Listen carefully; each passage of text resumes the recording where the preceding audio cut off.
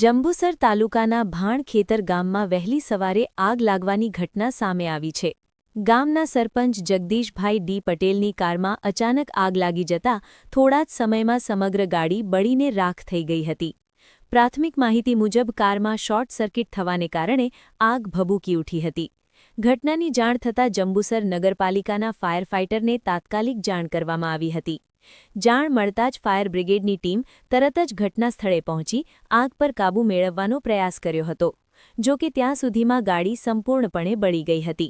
સદનસીબે આ ઘટનામાં કોઈ જાનહાનિ થઈ નથી, પરંતુ કાર બળી જવાથી મોટું આર્થિક નુકસાન થયાનું જાણવા મળે છે.